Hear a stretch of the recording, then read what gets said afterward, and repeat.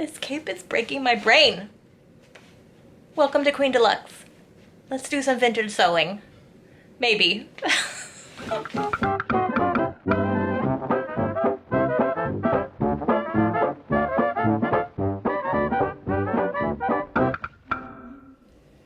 This time we're gonna make a spooky witchy cape coat thing using this distinctive Originator pattern from 1948. From what I can tell, the Originator patterns are highly sought after, very collectible, definitely a more high-fashioned, high-end pattern. But that's about all I could find out. If you have any info on these patterns, please let me know in the comments below.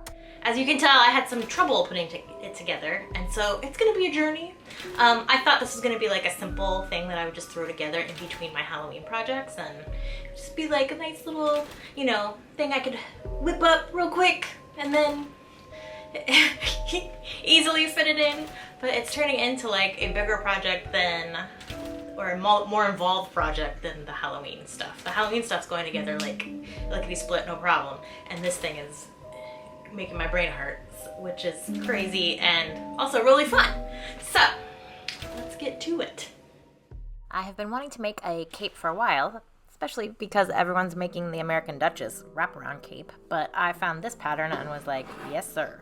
I found a nice wool blend on sale at Joann's that's nice and thick and should be a really nice winter coat. Even though right now in California it's like 90 degrees and I won't be wearing it for months.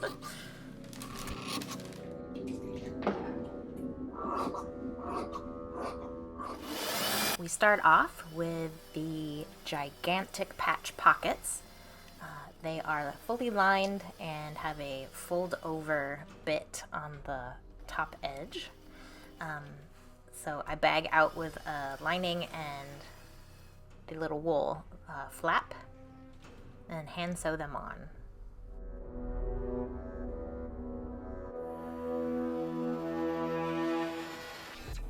Next, a very large bust dart that goes from the side seam up to the apex.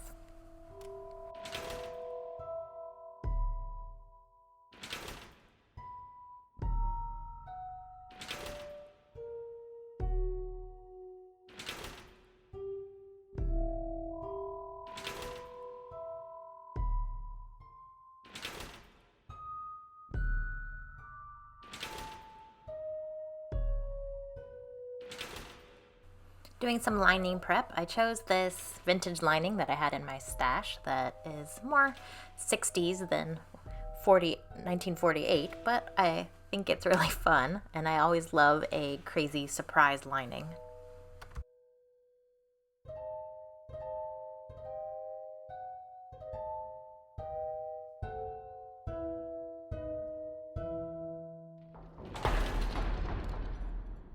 And you'll never believe it, this project has more bound buttonholes. So, watch me do more bound buttonholes. This channel is turning into just like bound buttonholes in every video. Sorry about that.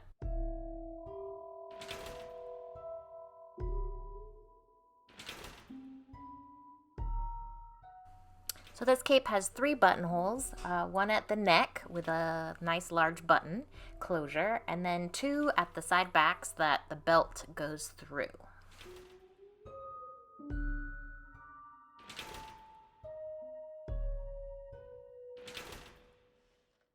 I'm putting in a couple of darts on each side of the back of this cape that create the shoulder shape. So there's a small one that runs vertically up the shoulder and then one that runs like across like a shoulder seam, but it only is just a dart, and that's what I'm doing right here. This cape is definitely an advanced project, so I'm sorry if it's going to be confusing to watch put together. It is like a giant puzzle, so I had a lot of fun putting it together, but it was also challenging for me, which is definitely fun. Stitch back yoke and sleeve lining to back cape lining, matching notches and ending stitching at corner perforations. Clip into back cape lining, corner perforation, Clip and press seam open. What?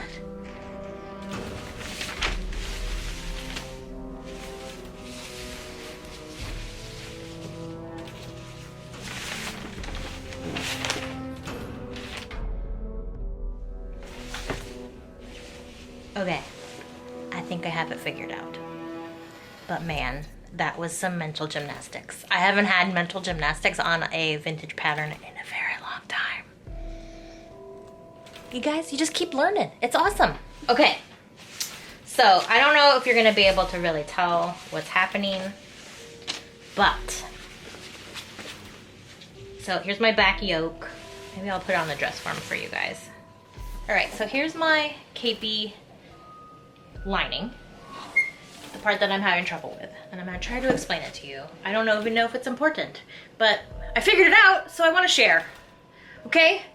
So it has this yoke bit, and there's darts and stuff, and I think that what this is all about is it's going to keep this section on your shoulders without, so that the whole cape just won't like swoosh around without doing like cape ties or something else crazy.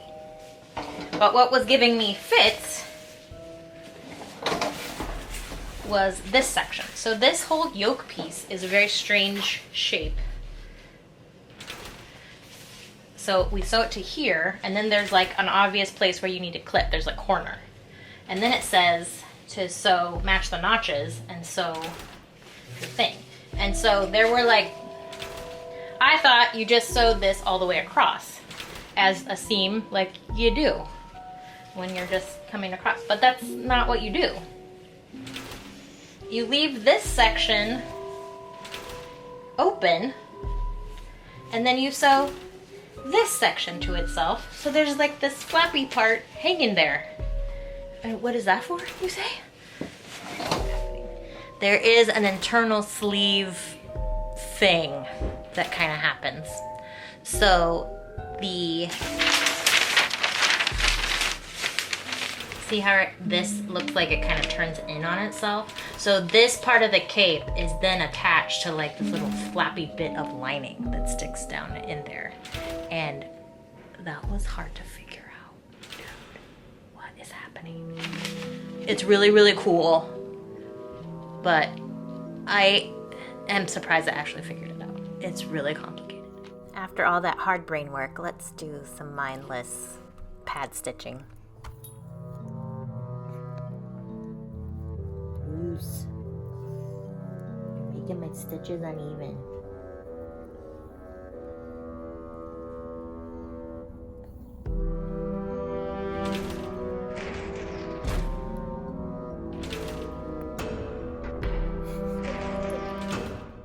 Behold the glory of this badass collar. Oh my god, I love it so much.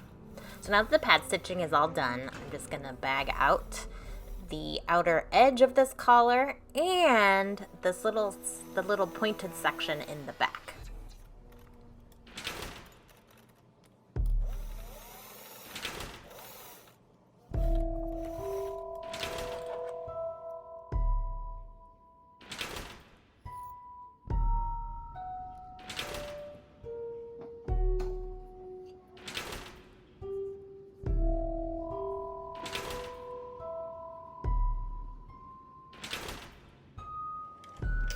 So now the collar gets sandwiched in between the lining and the outer fabric at the neck, but only like the front, not that back pointed section. That gets hand stitched on in a bit.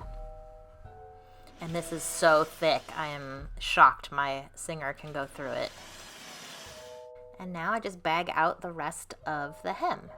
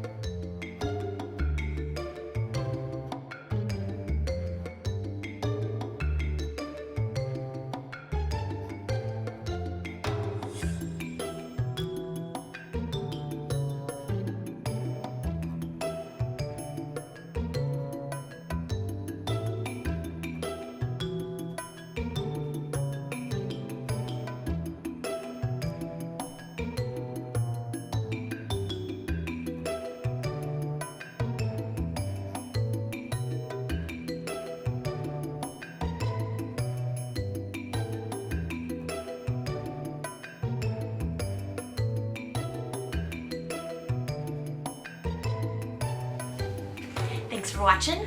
I had fun. I hope you did too. If you did, why don't you subscribe, share with a friend, hit the bell, click all the links, do all the things. Follow me on Instagram at QueenDeluxeO, and I'll see you next time.